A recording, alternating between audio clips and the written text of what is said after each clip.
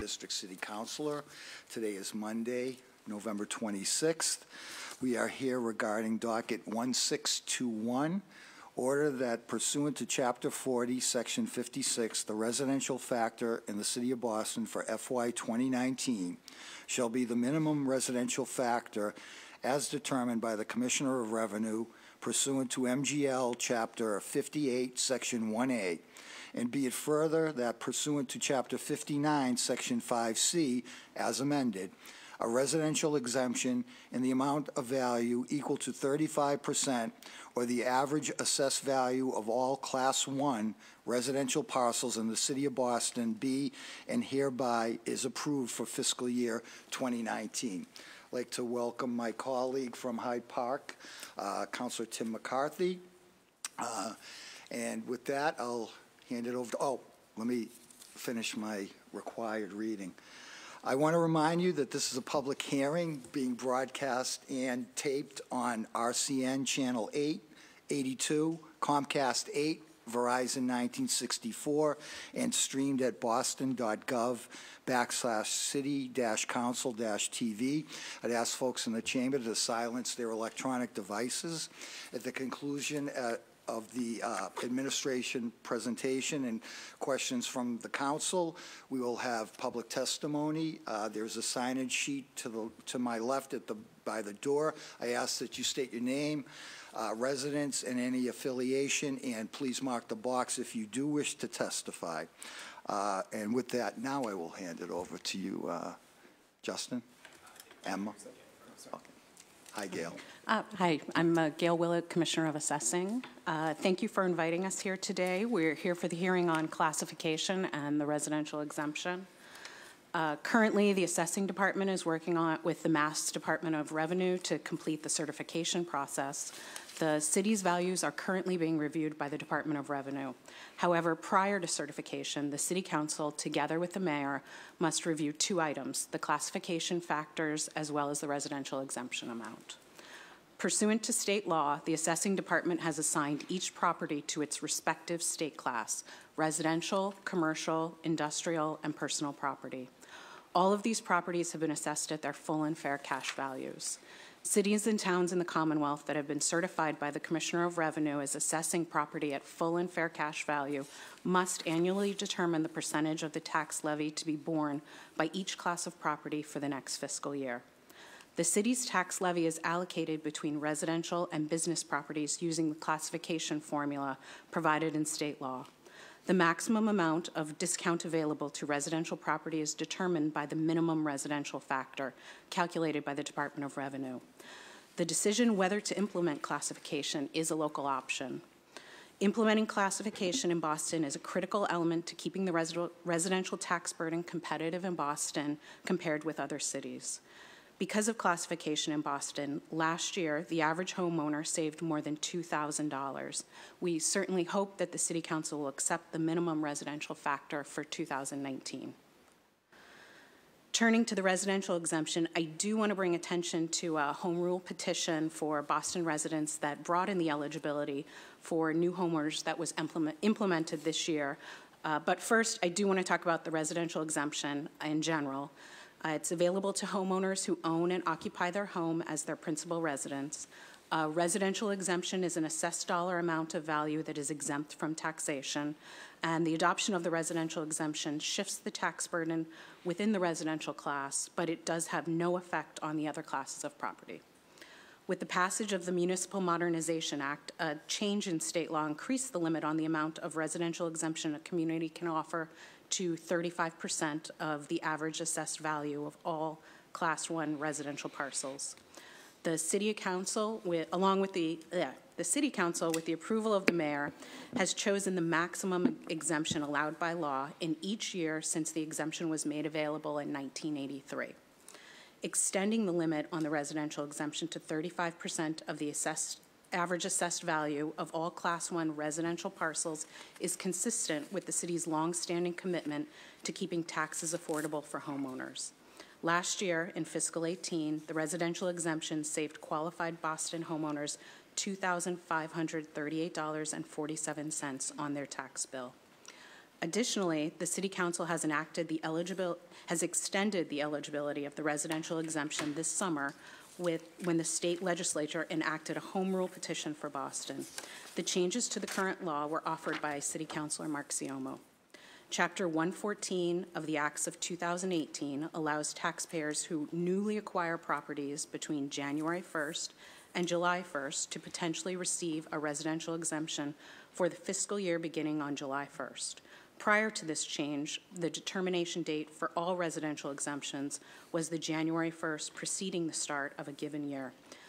Preliminary counts indicate that about 700 more residential exemptions will be given out in fiscal 19 than in fiscal 18, since there's now new homeowners that are eligible since this change. Great. Thanks, Gail. Let me also introduce my good friend from Dorchester, Councilor at Large Anissa Hobby George. This is kind of a per forma annual requirement by the state for the City Council to accept and approve this classification, continuation of classification, so that the residents can avail themselves of this 35%. And I would just say, to add a little more information, prior to the 35%, I think the residential exemption was around $1,900 and change. So it was basically a dollar-for-dollar tax credit of over almost $600 realized this fiscal year by our residential taxpayers. Do you have any questions? Nope. No? Nope. Thank you. Wow. At this time, we'll take public testimony. And we have Sam Tyler, President of the Boston Municipal Research Bureau. Good afternoon, Sam. Mr. Chairman, members, for the record, my name is Sam Tyler, President of the Boston Municipal Research Bureau. And I guess I would agree that in the past this has been a pro forma hearing, although I don't think it should be. And I frankly am surprised how few councilors are here, given the importance. But it has been pro forma, and it's been the same results every year. But this is an important hearing in terms of how much tax burden do you shift from residential to business, and what's the overall impact? I mean, I've testified in past years where I was, for example, at a Quincy City Council meeting where this is a long, fought-out discussion as to how much and what the impact would be in terms of encouraging new development to come to Quincy. So I'm going to just compliment some of the information that the Commissioner provided, just because I think it's important to, sort of as Paul Harvey used to say, the other side of the story. The rest of the story. And that's more the business side.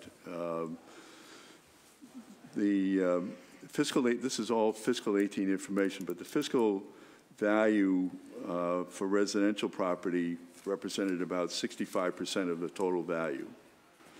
And so business property represented about 35%. But of the 65% of value, because of classification, residential owners basically paid 38% of the tax levy. Business that value was at 35% ended up paying almost 62% of the tax levy. And the tax rate reflects that in the sense that it's the business tax rate is more than twice the amount of residential. So for fiscal 18 it was $25.20 compared to $10.48. So just to show how the impact of that, if you had a business property that was valued at $700,000 and a residential property valued at $700,000, the residential tax bill would be about $7,300. The business tax bill would be about $17,600. And so that goes throughout the whole property in terms of the number of commercial property or business property versus residential. So as I think the Commissioner said, under classification, you can basically tax a business property up to 175% of what its tax would be if there were no classification, as long as the residential share is not less than 50%. And for all these years, you know, the city has applied the full classification. I think another, well, just to show the homeowner benefit to this in fiscal 18, to be a little more precise, was $2,193 for a single-family home. It was different and a little bit. It was more for a condominium. It was for a two-family house. It was about $2,400. For a three-family, it was about $2,700. And so that's the impact.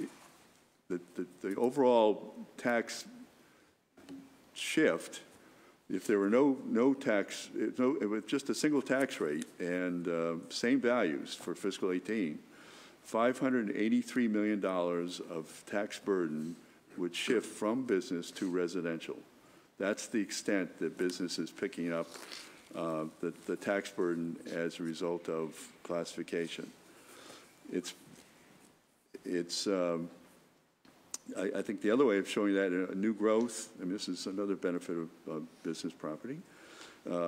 In fiscal 18, total new growth was about $76 million, and Boston's been very fortunate to have new growth both on the residential and business side to provide additional revenue for services. Business paid 65% of that total, I mean, was responsible for 65% of the total new growth. I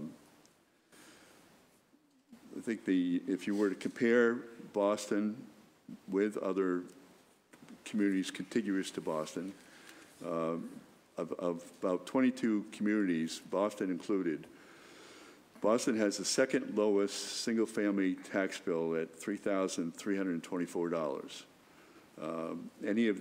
Most of the other communities around Boston, all of them except for Chelsea, have much higher. I mean, in Brookline, it's about 16,000, and it's the town right next to Boston. Businesses also paying more in terms of linkage, inclusionary development, the Community Preservation Act, the surcharge. Business is paying 62%. And then the benefit of all this to homeowners is that property taxes from commercial properties downtown, in the downtown core, so Back Bay, downtown, and adding on Seaport District, basically is subsidizing city services provided to the neighborhoods. So there's a real value for the residents of Boston to have a strong, robust business community with new development. And so I think this is a time where, rather than just make this a pro forma hearing, that the council ought to consider shifting back and not going to a full 100% classification and encourage more development to come to Boston. I mean, there's plenty of examples of businesses in Boston that have sort of moved their back office space to the suburbs or even another state because of the high taxes. So I'll just throw that on the table. I know it's not going to go anywhere, but I think there ought to be a recognition for the fact that, you know, businesses in Boston are paying a very high proportion of the property taxes, and there ought to be some consideration of that in terms of maybe adjustments at some point in time. In terms of the residential exemption, I mean, that's basically, as has been described, a tax break for homeowners who occupy their property as their principal residence. Boston has adopted the 35%. So last year, as the commissioner had stated, that's a tax break of $2,538. That also means, or translates into property tax value of $242,000 taken off the value of the homeowner's property. So a considerable benefit. The overall tax exemption is about $192 million. That reduction, as the commissioner noted, does not affect adding more burden to the business taxes. I mean, it basically is dealt within the residential property in that the tax rate is increased to maintain that the residential levy is paying what it should, or properties are paid. So what that means is that the differential is shifted over to higher valued homes, apartment buildings, and housing properties that are where the owner is not living at that property. And I think it's the part of the city and the assessing department to make sure all eligible homeowners take advantage of that. I think it's something like 85% of all single-family homeowners are taking advantage of the exemption. So if you add the classification benefit of $2,193, the residential exemption of $2,538, there's an overall tax benefit for those who live in their homes of $4,700, and obviously a huge benefit, but at a price in terms of business and the opportunity to maybe even provide, bring more business in, or have, in terms of the high taxes. So we know how this is going to end, but I think it's the one chance that I have to talk about the benefits of the business property, particularly for a city that is so dependent on the property tax for over 70% of its total revenue. And I think to that point, Sam,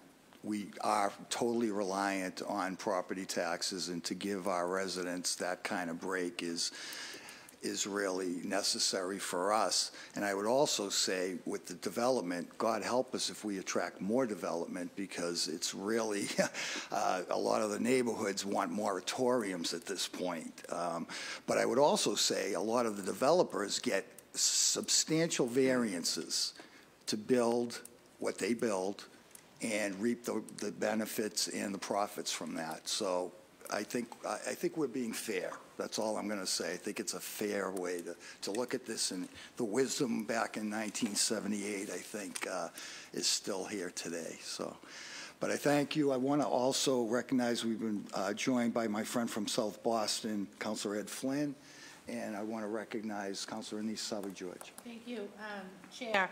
Do we, Commissioner, do we ever find residents who have claimed the exemption but don't actually live or no longer live in their home? No, legally we cannot. We remove the exemption moving forward, but we cannot go back. And why is that not allowed? It would have to be a change to state law. The only state that I know of that does that is Florida, and that is through their homestead exemptions, that they can go back and recollect that money that was given out for their homestead exemptions, but that is not allowed under Massachusetts law. And then is there any process to audit the residential? What's that process? So every year we run audits. So sometimes we get phone calls that people get audited. Sometimes we're running names through databases. We're checking where people have cars registered, where they're registered to vote. And so that audit process is going on every year. We send out a few thousand that rise to the top of making us believe that people do not live there. I know our postmortem that comes back from our audit process the last few years has been about 90% of the ones that we suspect are occupied by, or not occupied by people, truly are not, then that they did not return the form that we send for the residential exemption. Is there have we quantified the amount that we leave on the table in that time that's lapsed between when they've qualified for the residential exemption and then when we take them, when we take the exemption away? No. I mean, it would be whatever the how much revenue we're leaving on the table or sort of giving away through fraud. Well, it would be the residential exemption times the number that we removed, but it's also a question of when they didn't live there or what point maybe they lived there and then they moved out and they rented it. So it's a question of when they live there or when they didn't. I would say that people that never live there are least likely to get the residential exemption. It is typically what we find when we audit is these are people who bought the residence, lived there for a short period of time, have moved out of the city, moved somewhere else, and are now renting it. Okay. Thank you. Councilor Flynn. Thank you, Councilor Siamo. Commissioner, I had a couple questions on the exemption for disabled veterans. I know it's an excellent program. A lot of veterans do use it. Could you give us a little bit of background information on the program itself, who it benefits, what are the results, any numbers that you might have for us? I do have numbers. We've just been looking at it because I know there's a home rule petition that's being considered. So I didn't bring any of that with me. I can certainly get that to you because we've been analyzing who applies for it, how many are given out, what are the amounts as part of the consideration for that. Okay. But for the veterans exemption, let's see if I've got.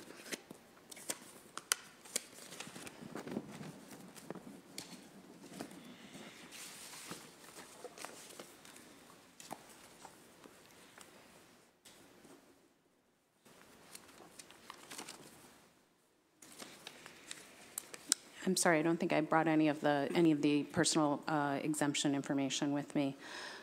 So for the veterans exemption, there are different categories. It depends on the amount of disability. These are letters that assessing receives directly from the Veterans Association that are tied to that % of disability, and that determines the amount for each of the exemptions. I believe there's 5 classes, A, B, C, D, E.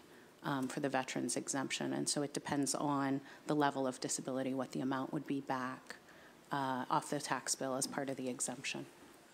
Do we coordinate, or does your office coordinate with Commissioner Sterling's office in comparing who is a veteran and who might be eligible for the exemption? No, we have not. I think that part of the problem is we track ownership, but we don't necessarily track veterans, short of if they have applied in the past. We wouldn't necessarily know which properties have a veteran living in them. I think that would be an interesting thing to tackle with the commissioner and kind of take a look at that if they have information about where veterans live within the city and who is an owner. Yeah, one of the programs they do run, Operation Thank-A-Vet, and the mayor has been to that program many times. I've been there many times. But basically, it's a list of veterans in a certain area. So one month we might do Dorchester, the next month maybe East Boston. But the Commissioner Sterling and a bunch of volunteers has a list of veterans in the neighborhood, and they knock on their door and welcome them home, thank them for their service, but they also provide to them a kind of a list of services that they're available or eligible for.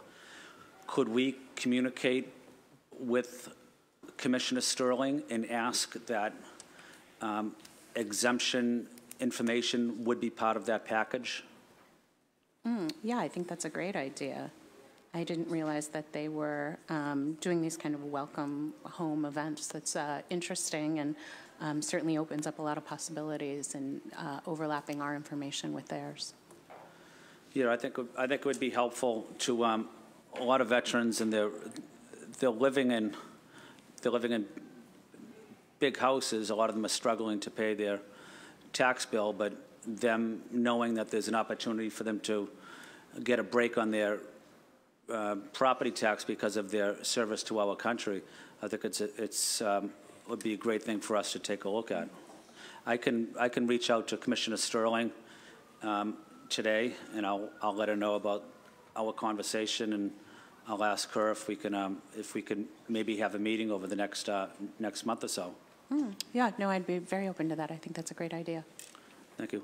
And I just have one more question. Sure. And Mr. Tyler, I know you mentioned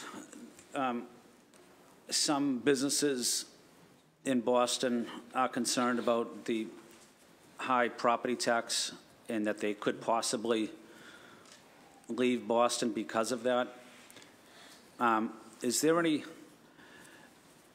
that a common belief of businesses that the taxes are too high, and then, if they continue to escalate, that they could be moving out? I didn't say they would be moving out. I think there are examples of businesses that are expanding outside of Boston. Their headquarters are still here, or their main office is still in Boston, but some of their back office space work may be located outside of the city, as opposed to being in the city. And taxes are a factor. It's not a, I can't say that's the one reason that they are doing that, but it is a factor. And so the example of, the $700,000 value property and the difference in taxes is sort of an indication of that differential. So, obviously, as the chair had indicated, there's, development is still robust in the city. We're all wondering how much longer, but robust now and into the near future. But it's not as if all businesses are, expanding in the city if they have an opportunity to expand outside and reduce their taxes, but still maintain a presence in the city. What other reasons could there be that businesses might consider moving out of Boston besides taxes? Well, I suppose it depends on the business. Obviously, transportation is an issue. Housing is an issue.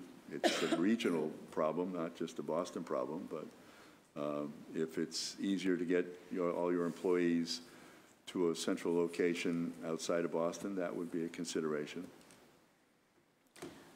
I think also just the change in the nature of work. What we're seeing is that offices don't need a seat for every employee anymore. They have rotating desks, or you don't actually have a desk, and you're working at home some days and you're working in your office some days. And so what we're seeing is that the square footage that's needed to run offices is becoming smaller and smaller, and the amount per employee is becoming smaller and smaller. And I think, to me, that's something that I'm a little concerned about how we move forward in an environment where we don't need that amount of space, where people don't need to come downtown. People can work from their homes now. And what does that mean to rents and to taxes and to buying office buildings? Are there companies that either the city or state gave tax breaks to come here that now are using that same system of, working for home, and we gave them the tax break because they were bringing in X thousands of employees, and now because of various reasons, those employees can work from home 2 days a week? Does that have any economic impact? And should we be giving companies those tax breaks that are allowing their people to work outside of that specific area? Well, I think that this is probably would be more addressed on Thursday, but I would say a lot of times it's about the jobs. The deals are, if they're a TIF agreement, it's about jobs, then it is about specifically the jobs. And if the jobs are still there and the employees are still located at that headquarters, even if they don't go in 5 days a week, I would feel like that would meet the requirements of the jobs. I think it depends on how the agreements are written. I know for General Electric, that specifically is one that's gotten a lot of attention about the jobs. And that is one that they would not get the money if the jobs are not located at that location. But that is kind of a future to the contract of, depending on what happens with the headquarters and if they could get the number of jobs in the existing building that they're currently renovating there now. Thank you for taking my questions. Thanks. I want to recognize that we've been joined by District City Councilor Frank Baker. Do you have any questions? Oh, I'm good. Good. Anybody else? Good. All right, great. Thank you very much for your testimony. Docket 1612 will stand adjourned.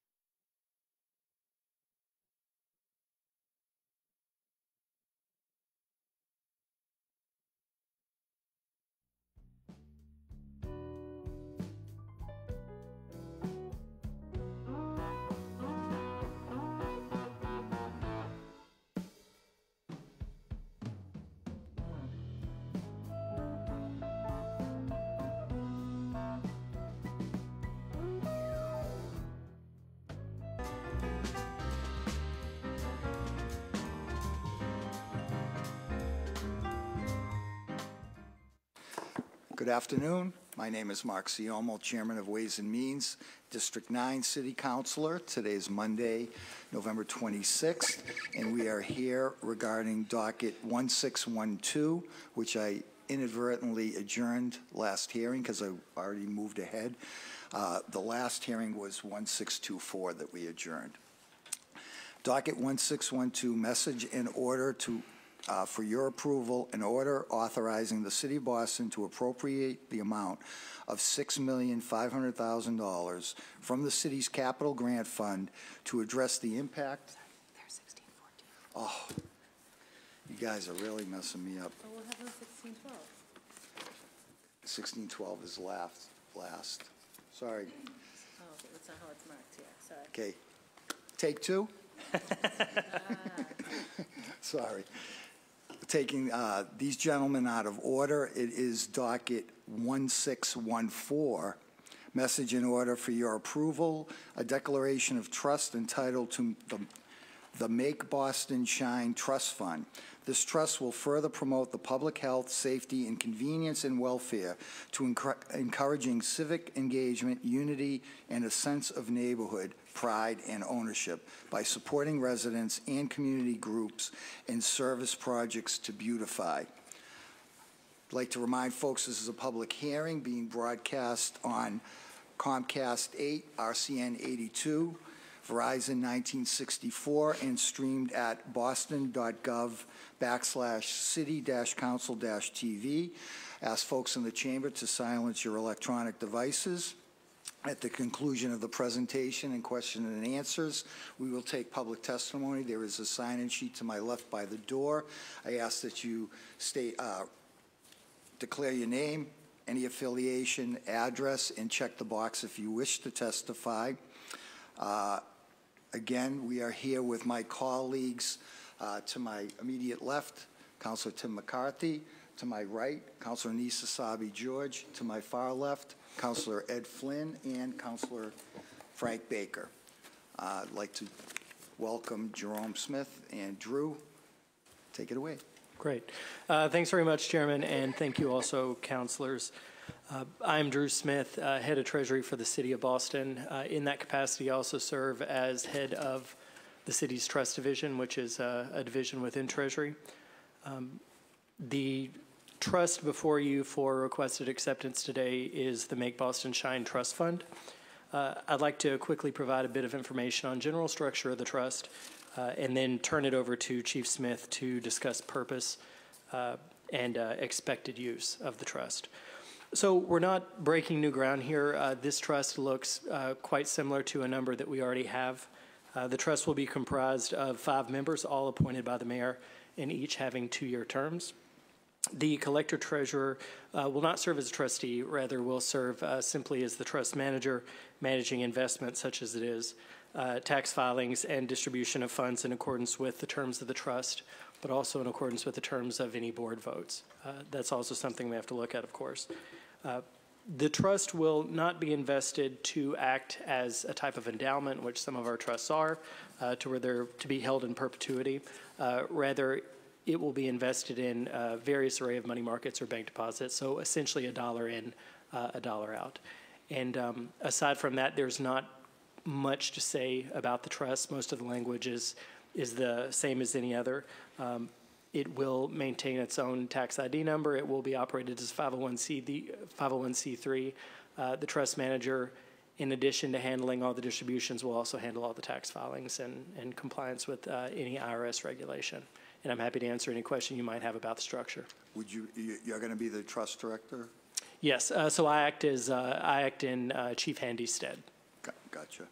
Where do you anticipate some of the donations to come from? I know Home Depot in the past has been a big supporter of Boston Shines.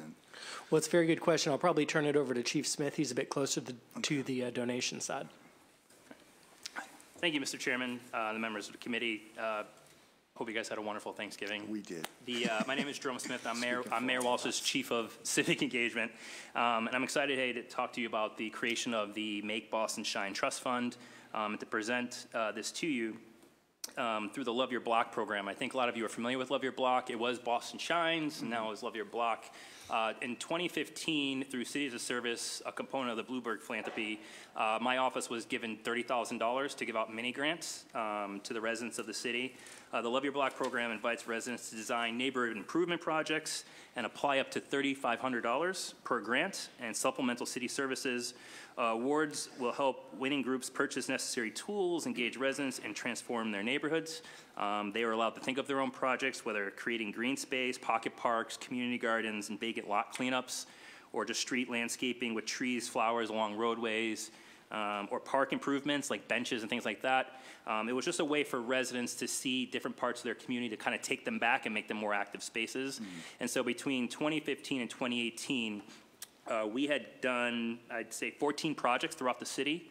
Predominantly, the parameters of the grant from Bloomberg Philanthropies was they had to be in low-income areas, and so those areas were Mattapan, we did East Boston, Roxbury, Dorchester, Charlestown, and South Boston. We had other neighborhoods that approached us about projects, but unfortunately, they weren't deemed to be low-income. So unfortunately, they were disqualified. But we think that with creation of this trust, it allows us to continue the work of Love Your Block. And to get to your donation question is there were a lot of organizations, not only Home Depot, but Harvard, State Street, some places where they reach out to my office. Harvard is a good example. Every year, Harvard has about 500 students, and they reach out to us, and it's their incoming students, and they want to do a service project.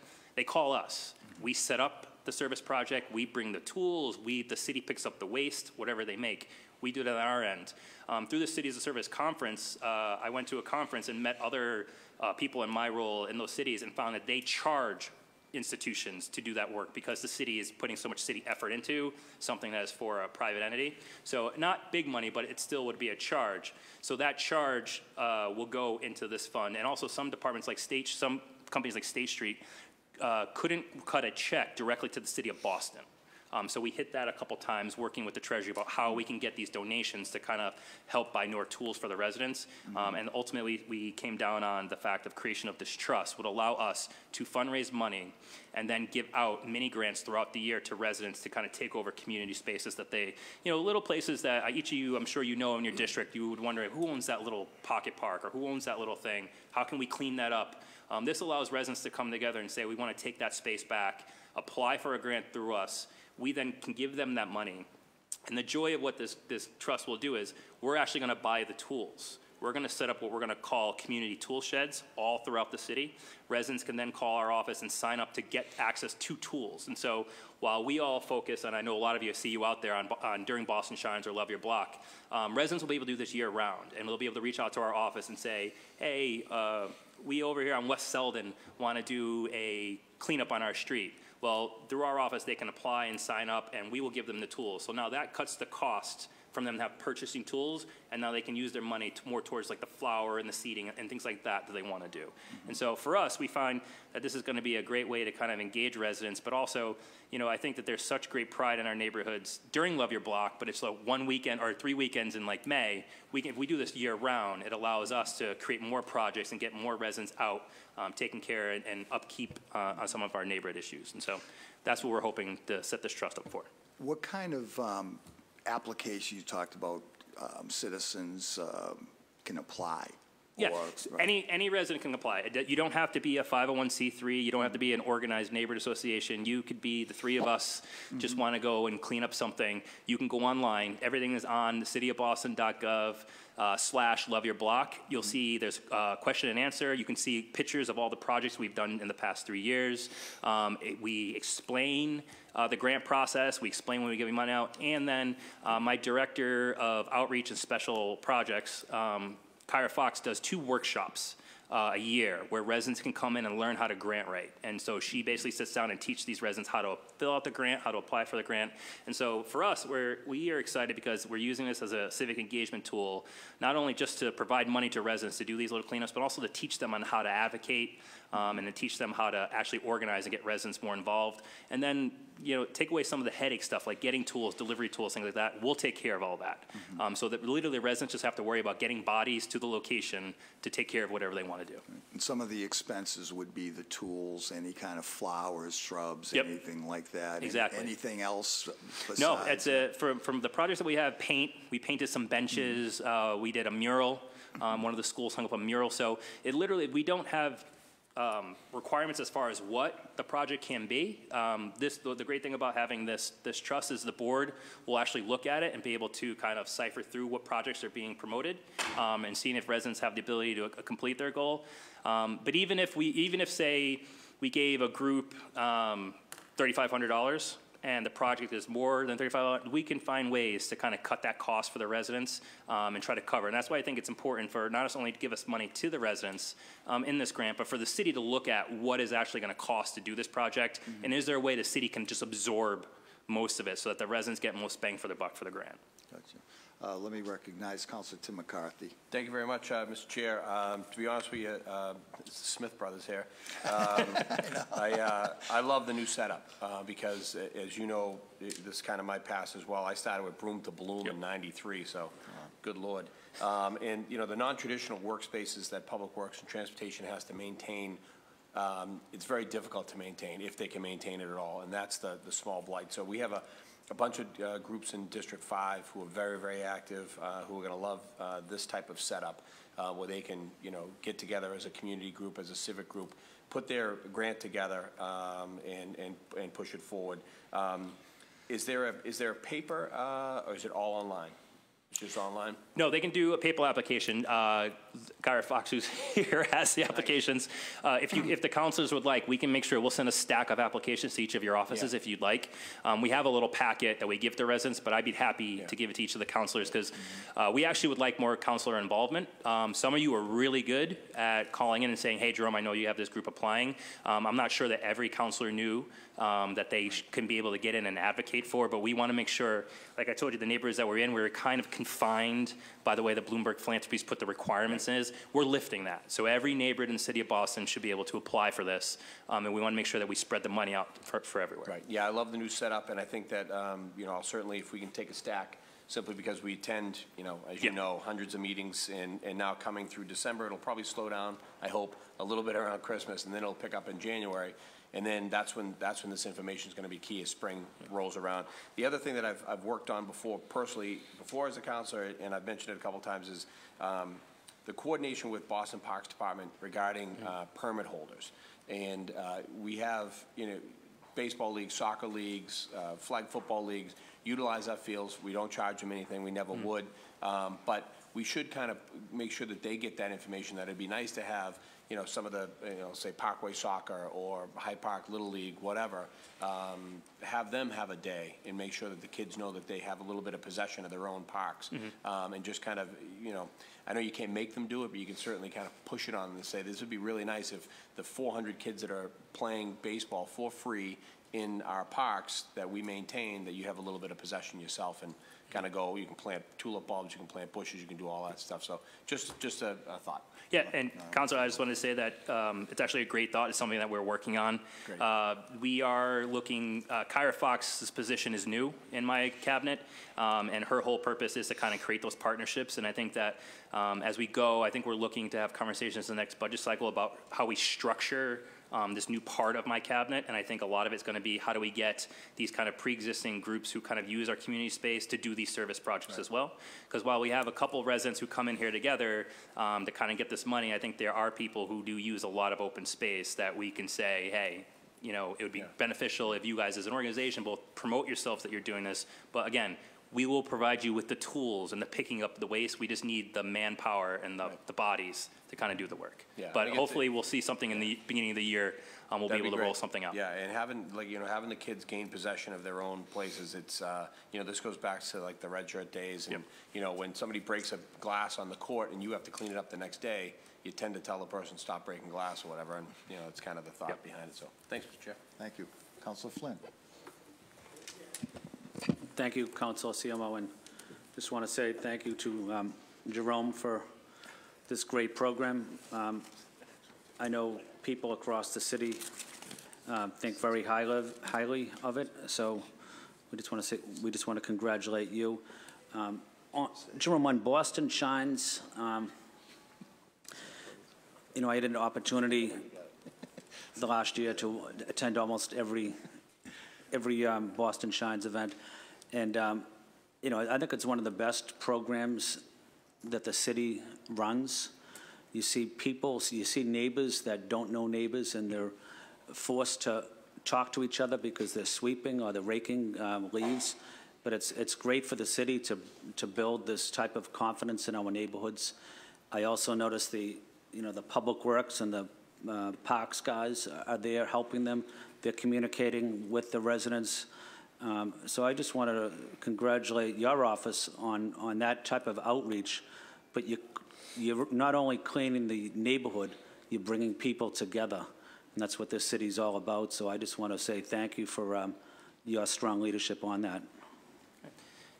And Councilor, I really do appreciate your kind words. The philosophy, when the mayor created this cabinet, I was already the director of neighborhood services, and my feeling was that if I can just get a resident to come out and care about the sidewalk in front of their property, from property line to property line, and then get their neighbor to do it, and then their neighbor to do it, and you're looking at a whole street now that has people out engaged, keeping their street clean.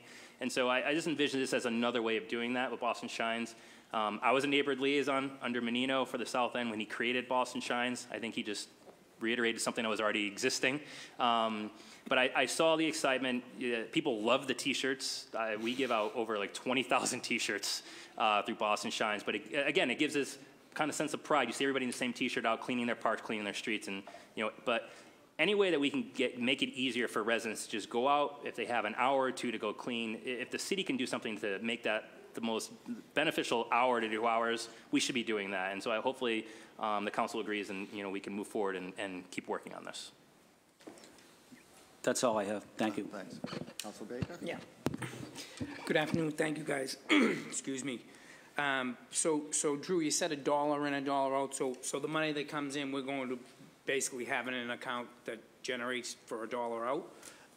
That's correct. So with the funds that we hold for investment in perpetuity, we're generally putting the money in a various mix of fixed income and equity funds. And we understand that from week to week and month to month and year to year, that the value of that dollar that you put in could go up or could go down. Mm-hmm. But because we're trying to manage that to perpetuity, our goal is over the long term to, in 20 years, have the same amount of principal in there that we originally put in, but it spit off all this income. We're not doing that here. But as you raise, are you able to add to it? Sure. Because every year we're raising constantly for it. You bet. You bet. And you can add to it. Right. And so this is a little bit different because instead of really trying to work for income, we're not really working for a lot of income. What we're trying to do is get as much income as we can, understanding that this is essentially going to be kept in a demand deposit account or a money market that's not really going to earn a lot. Yeah. And so whatever you put in, you're expected to eventually draw out. So that's why we say dollar for dollar. But on an ongoing basis, you can certainly make deposits into the trust. But when I say that, I really mean more than anything, we're not really we're limiting our risk here. And so we're not investing it in the market. We're investing it. Yeah, so I mean, but as an investment account, you're able to add to it. So absolutely. So basically, it's going to be a push. It pays for itself is what we're trying to do. Yes, correct. Good, yep. good. Who are so it's 5 members? Correct. And how do we get those members? The mayor appoint all 5 of those, and where will they come from? Do we have any sense of that? Well, I'll turn it over to Chief Smith, but from the perspective of the trust, it's purposely broad. So it just says 5 members appointed by the mayor, and then the mayor will also appoint the chair. But it may be that I certainly know that there will be additional rules and regs that the board eventually puts in place, but there's no, around distribution of funds, but there's no specific stipulation in the trust document that says they have to come from a particular place. Yeah. So basically, we're trying to get to a point where whoever applies, there's enough money there for the entire city. So unlike some of the other trusts that I think the council works with on a daily basis, the White Fund and some of the other ones, they're really large. I don't anticipate having more than like $100,000 in this. So that's what you think it'll cost yearly, the 100? Is that no. If we had to say around it, I don't think it would. There's no sense in setting up a trust if it was going to be less than that. I think there are ways that we could have moved money into the city. to do the same thing, but we just thought this trust will be cleaner, easier to report, easier to track. And so that's why we're setting up this way. But we don't anticipate this fund being this like mega fund for the city of Boston. It literally is going to be anybody who wants to have us set up a service project, we're going to charge you a fee. It's going to go into the fund. If anybody says that they want to donate money because some companies want to be seen as being part of the neighborhood and community, well, okay, well, whatever you're willing to donate, we want to do like 3,000, 5,000, okay, and that goes. Yeah. So it's that kind of work that we're going to do. But that's why I said I don't anticipate this being a huge super fund. It almost sounds like it would be a way, like, so winter's upon us. I was at K Club today, which is a bingo, 200 people playing bingo, and requests for handicap ramps are already coming in. Will you make sure that because when the plows come in, so would there ever be Drew, maybe this is for you, a way to do a trust like this for day labor? Like New York City does day labor to help them shovel out the handicap ramps, shovel out their hydrants, shovel out. Well, there's, so long, you know, the primary goal of a charitable trust is for it to provide a public service. So in theory, you could write a trust for just about whatever reason you wanted, so long as it's providing a public service and it's within the bounds of uses contemplated under 501c3 of the IRS code, which isn't particularly hard to do for a city government, right? Because of the nature of the business we're in. I would say that some of the stipulations that are not theoretically but more practically on a trust from our perspective is that you want to make sure that, number one, there's a reason for it, that you know, it can't, would be more difficult for it to be accomplished through a standard accept and expend process. Number two, you'd probably want to make sure, and this is what Chief Smith had said about. So go back to the first one for a second. Yeah. So you need a reason for it. We need to clear our handicap ramps. Right. That would be the reason. Sure. Yep. Well, no, I'm sorry. So that's your purpose. You would need a reason that a trust would work for you better than another process that you have. So that's the first thing we kind of look at. Yeah. Because there's a lot of maintenance for a trust. Secondly, you would want to do your best to make sure that whoever's applying for the trust,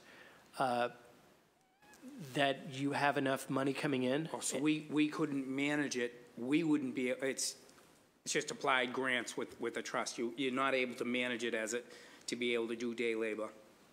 No, I think you conceivably could, depending on the purpose. But day labor, I don't know of any. So the way New York City does it, they have the ability to hire. Like when we're swamped, there's 3 years ago, there was 15 feet of snow on every place. Yep. So they have the ability to hire day labor. Come out, you get $10 an hour, 12, whatever it is, $12 an hour, and it's almost a farm system for them to be able to know good people that will go into public works, good people that will go into parks about it. Not that everybody isn't a good person, but not everybody's a good worker. So you're able to. Sure. I'm not aware. Am I making sense here? You are. No, and I'm not aware of anything that would prohibit it. One of the maintenance items with trusts, however, is that you also want to make sure that you're getting enough money in, and there's enough money going in, and there's enough money flowing out that it makes sense to kind of run the audit, because we still have to comply with all the federal regs and audits and things like that. But sure, I don't see any reason why you couldn't. Okay. Thank you. Yes. Thank you. Thank you, Councilor Baker. Just a quick wrap-up question. Do you have any basic revenue projections based on past experiences on what you think we're going to get for revenue to fund the program? Unfortunately, we do not. This was based on the fact that we were given that $30,000 grant, and the way that we had operated giving out. We made a decision that we were only going to expend $10,000 for the 3 years to cover the grant as a way to get it out, and then we made the parameters about that. So we had already had that set kind of money, and we're looking to, at the bare minimum, we want to continue that portion. And so my goal is that, with the blessing of the council and the mayor, is to at least right away get us up to 30,000, just so that next year we are already taking applications now to begin the spring allotment of the money. Right. And so we're in a mission right now to kind of get up to that number. But I can, as we sit down and plan this out, I'd be happy to send something down to the council. And just to close the loop on that, from an interest perspective, you're looking at generally about 2 to 2.5% a year of the income in there. And then, of course, the Treasury Division would take about 75 basis points of that just to cover administration of the trust. Very good. So it's no cost to the city actually to administer it. Great. Right. Anybody else? Very good. This hearing, as it pertains to docket 1614, is adjourned.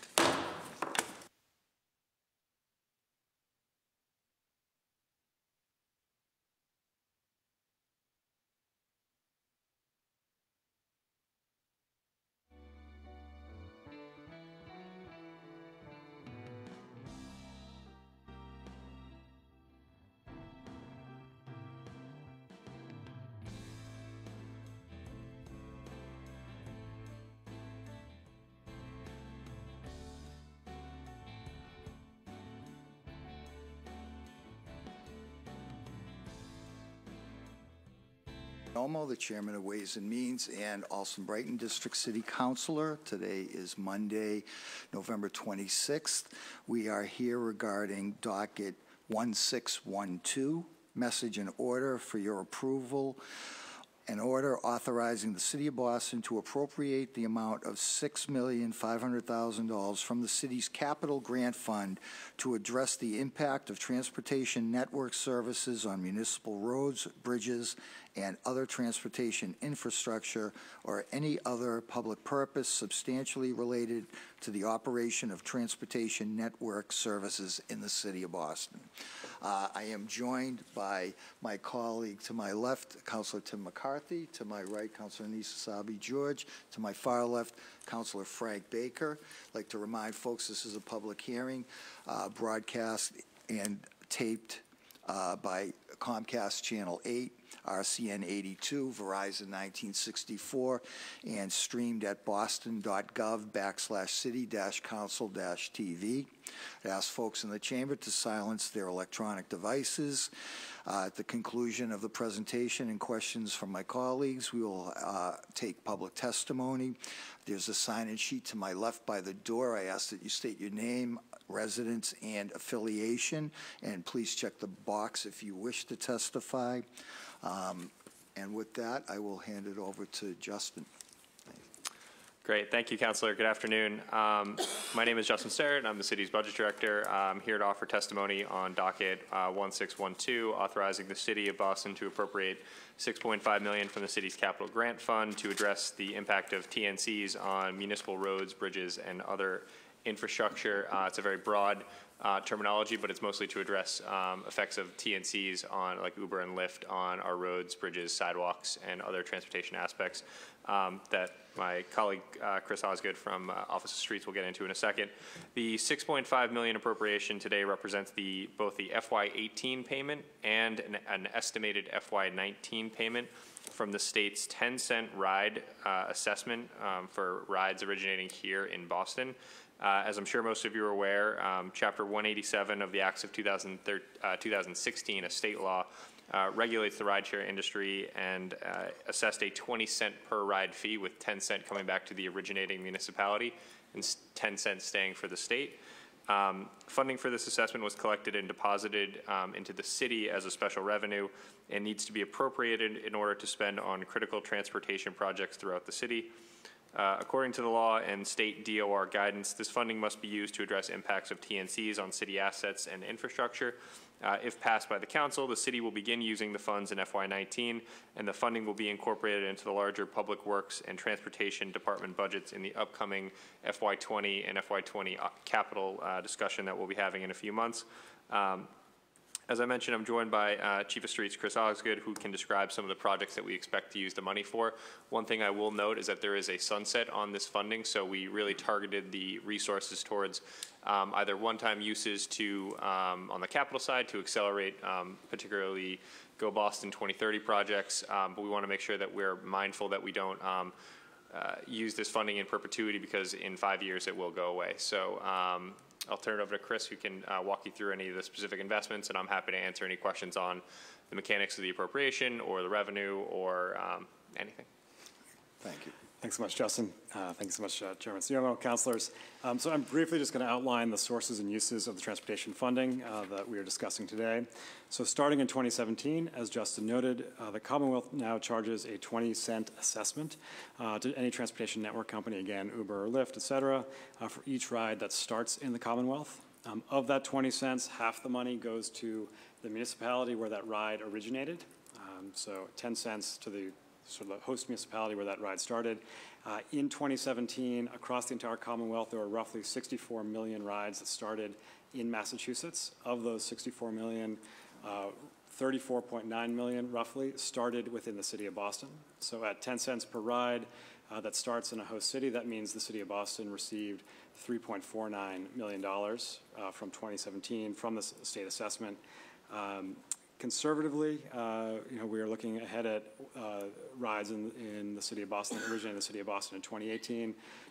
We are assuming another 30 million rides or $3 million, which is why the total before you was $6.5 million. The 3.49 from 2017 plus 3 million a little bit from 2018. The state law, as Justin said, sort of spells out that the assessment is to be used for roads, bridges, investments in things like complete streets or alternative modes as ways of sort of addressing some of the impacts caused by TNC companies. So as Justin noted, our plan is to invest in those things that our residents told us were high priorities through the Go Boston 2030 plan and that the Boston Transportation Department has outlined. Again, the funding is largely dedicated to the capital funds because in 2026, or at the end of 2026, this current revenue stream sunsets according to state law.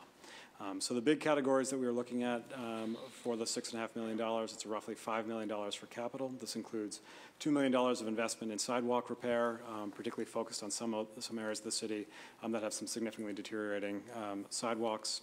About $1.6 million for bike infrastructure investment or improve biking in the city. This means investment in an expansion of the Blue Bike program into areas of the city which have fewer stations today, as well as some improvements in some of the key corridors across the city, places like the Southwest Corridor, Mass Ave, et cetera.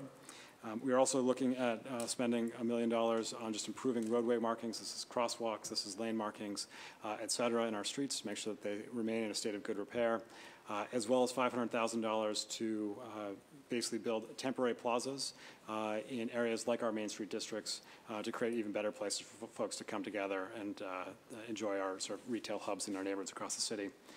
We are also using a small portion of the funding for what essentially would be a series of grant-funded positions. This includes a traffic signal engineer. Right now, the City of Boston maintains about 850 traffic signals. We retime roughly 60 traffic signals every year. This additional person would allow us to retime roughly 100 traffic signals every year, which will allow us to really be able to improve our signals, particularly in some corridors of the city where we're experiencing significant growth. We're also looking to bring on some civil engineers who can help us simply move faster on some of the projects, which many of you who have identified, help us be able to do things like make those safety improvements or those Main Street redesigns that have been identified. And the third set are a pair of planning positions to really focus on some of the major corridors in the city, two that were prioritized in Go Boston 2030, Columbia Road, as well as Blue Hill Avenue. So that said, all taken together, this set of funds will really help us not only make our streets safer and more reliable, but also help us sort of improve many of those corridors and Main Street districts that all of you have been focused on. And with that, happy to take your questions. Right. So the two positions, right, Yep. Chris, the traffic signal person, and what was the other one? So there's sort of three categories of position. There's a traffic signal staff person. There's actually three folks who are essentially civil engineers or construction managers. Their job is really about getting projects in the ground. And then two folks who would be doing planning work. So 6 positions in total that would be funded through this. So, and obviously it would sunset with. Correct. And the reason for the sunset would be just a reevaluation. Maybe they'll continue it, maybe they won't. I think others can speak to that better than I can, but that was my understanding of why that's the sunset that's in the state law. Yeah, I'd say, just speaking for my time up on the Hill, most state laws that assess a new fee or a new assessment do come with a sunset to allow the legislature and the state to, exactly like you said, take a look at the program, see if it's working, make sure municipalities are using the funds correctly, which I think, as Chris demonstrated, we certainly will be making good use of that funding, and I'm sure we could spend a lot more. than just the $3.5 million that we're projected to receive this year on these types of improvements that Chris mentioned. Right.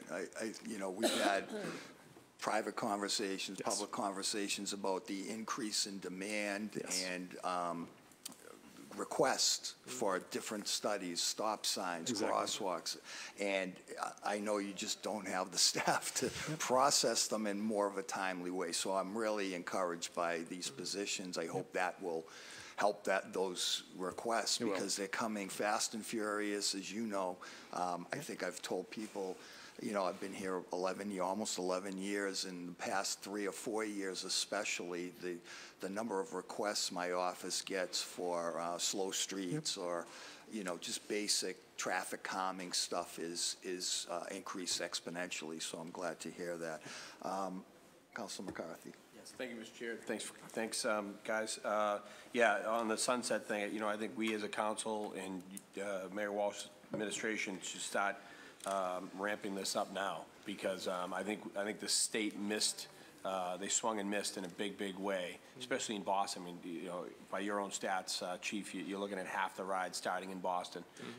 This is the reason why our offices are flooded every day with I can't get to High Park, I can't cross the bridge, I can't get home within an hour. I mean, last week I left City Hall around 5:15, and just as a joke, I pressed the timer, and it took me an hour and 38 minutes. Wow. I mean, and if you stand out on Congress Street right now, you'll see hundreds and hundreds of cars go by you with nobody in the back seat with their Uber sign and Lyft, and they're just aimlessly driving around, keeping our. So I think as we move forward with that.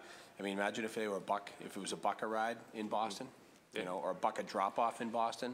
Now you're looking at $78 million on a ride. And but I think as Councilor Siomo said, it's important that we have some staff that are going to be focused on this. Each neighborhood is so different with their demands. Rosendale is very bike heavy. Hyde Park isn't as much, but getting there. Mattapan isn't as much, but getting there. And that's just District 5. So it'll be important to have people with feet on the ground. So, I look forward to, voting on this tomorrow or Wednesday and moving it forward. But thanks. And I'll work with you on the sunset stuff because that would be great. It's, we swung and missed there, but it's what it is. Great. Councilor Savi-Joy. I agree with everything the two of you have said. How's that sound? How's that sound? No, thank you. Councilor Baker. Thank you. Yeah, I also have to say what Tim says, a buck a ride, 78 million. You see, our infrastructure needs, how do we do that? How do we get that done? Do you want an apartment in Dorchester or something? An hour and 38 minutes, huh? I don't know. Yikes. So Chris, the number you gave us was 34.9 million rides. That's correct. In 17. Correct. And then it went up by 3 million in 18. Or projected to go up. So we are currently and conservatively estimating that there will only be 30 million rides in 2018. Again, that is a conservative estimate for budget purposes only. So you're saying it's, for budget purposes? Yeah, so when we originally projected way back, I think 2 years ago, we only thought there was going to be about 20 million rides. So it's kind of all over the place. I think generally the consensus is that we're conservative, but like most things in budget world, we try to err on the side of caution. And it's one of these things where we'll come back to you folks next year for the 20 appropriation for this, and maybe we can ramp up that spending. So we're building ourselves a little bit of a kitty right now. Has there been any precedent across the city across the country for a city going after Uber? So there are different structures in different places in the country. In New York City, with their taxi and limousine commission, perhaps is, to my knowledge, of one of the most sort of specific city. A city department that has the most specific regulatory focus. Right now, this is managed through the Department of Public Utilities. To give a sense. So we gave Uber a public utility status almost, if it's managed through there? Not really, but if it's managed through public utility, they're looking at them like a public utility. 10 cents? Right, so it's 20 cents in total. We get 10 cents. 10 cents for us, exactly. Yeah. So what do you think is going to happen with those rides? They're going to go up? So it would be my expectation that they're going to go up as well, up from the 34.9 million that we saw last year. Yeah. But again, we're in year 2, so we want to make sure that we're not, for the purposes of this, sort of overshooting what that mark would be. What about the possibility of doing? Why wouldn't we have Uber? There's probably no way to do that. I'm going to keep my comments to myself. We're going off. We're trailing off. Okay, thank you. I just think, Chris, I mean, it's crazy the amount of vehicles that are on the streets, and we have major infrastructure improvements that we need to do. Agreed. And to put the 34.9 million in context, really a number that always sort of resonates with me. Every day, on average, it's 96,000 trips that start in the city of Boston.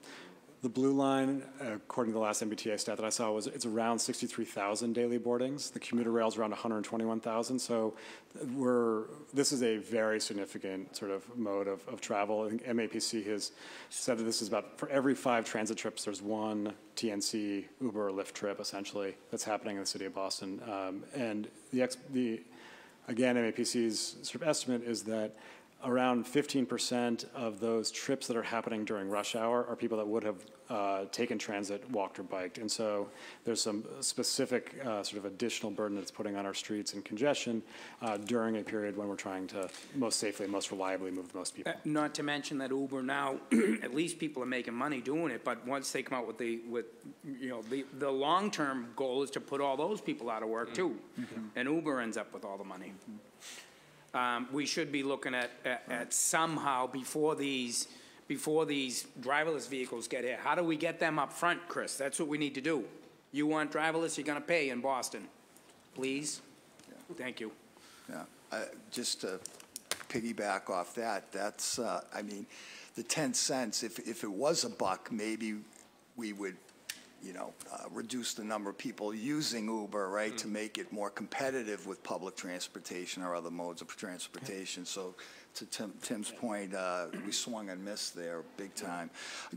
One last question, though. Waze has had a tremendous impact on traffic patterns to our neighborhoods. Are we dedicating any money to look at how Waze impacts the traffic patterns? Not specifically. We do have a relationship with Waze, though, and we would like to sort of restart that conversation with them about Waze. They are, no pun intended, Waze are directing sort of residents. We realize that while Waze has a very specific interest in making sure that everybody's commute's a little bit shorter and a little bit more predictable, that we aren't doing that by sort of sacrificing the sort of the safety and the comfort of neighborhood residential streets. Right. I believe I've read where they've changed algorithms in some areas to avoid going down residential streets. Is that something we can look at?